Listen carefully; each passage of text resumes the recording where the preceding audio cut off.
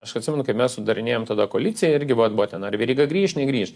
Na, paragavęs Briuselio duonos Aurelijus Veryga ir čia gavęs tik tais prie Ramūno Karbauskio tik plutelę ir kas liekdavo nuo grietinėlės pieno nugriebta ir tą liesą pieną. Nu, ir paragavęs tenais šilto riebaus grietinėlės, šiltos riebaus grietinėlės krosano paragavęs, jis jums grįš į tą lietingą ir verkiančią Lietuvą. Jis tikrai negrįš.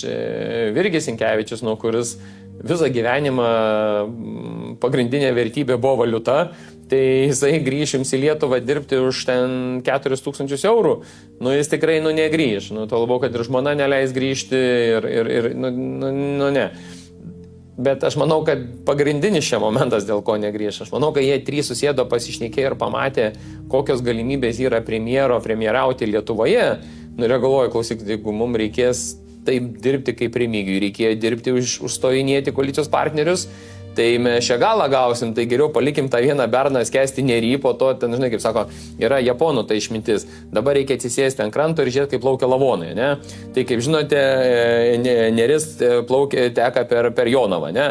Tai lygiai taip pat dabar ten jonaviečiai atsisės, kai jis taps premjero ant krantų visą Jonavą ir žiūrės, kada jų bernas parplaukė Jonavą. Sakys, išlydėjom jaunikį į miestą ir parplaukė atgal į kaimą, žinai. Ir nesupras, ir ką tu darysi. Ir tu nieko negali padaryti, nes jiegi supranta realybę, kad premjeras po 9 mėnesių keisis.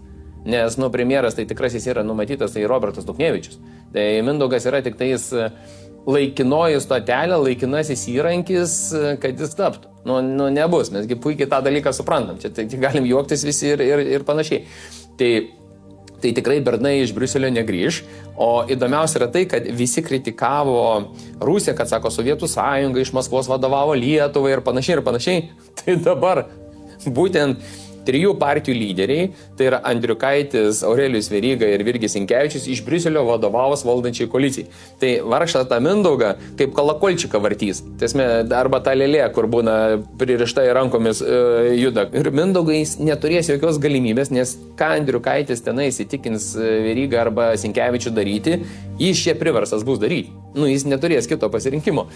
Bet iš esmės aš bet kokiu atveju tikrai, aš kai sakau, linkiu aš tai koalicijai išdirbti, nes aš tos 3 premjerus arba 4, taip sakant, premjerus pragyvenau. Dabar 4 bus Mindaugas, koalicijoje mes 3 turėjom premjerus.